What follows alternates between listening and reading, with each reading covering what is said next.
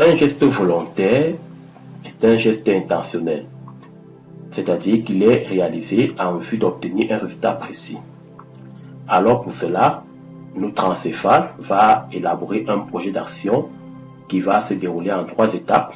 Premièrement, nous avons la prise de décision, l'organisation de la commande motrice qui se fera bien sûr au niveau des zones bien précises de l'encéphale et le contrôle de la réalisation du geste intentionnel. À titre d'exemple, supposons que nous voulons saisir un gâteau qui se trouve sur la table.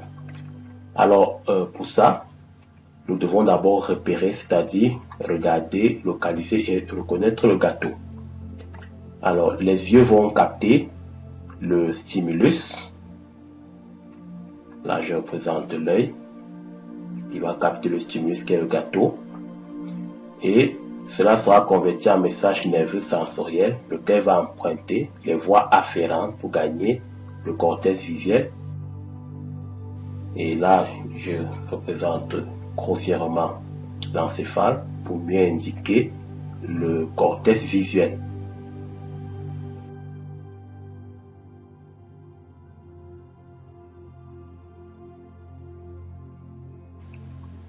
Bien, comme j'ai dit tout à l'heure, alors le message visuel va arriver au niveau de l'aire de projection visuelle et l'information va être intégrée puis transférée à l'aire d'association visuelle.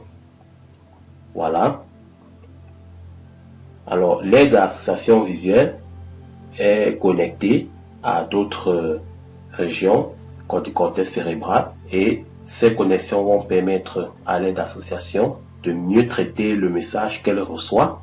Donc là, je représente quelques connexions. Je rappelle que c'est très schématique.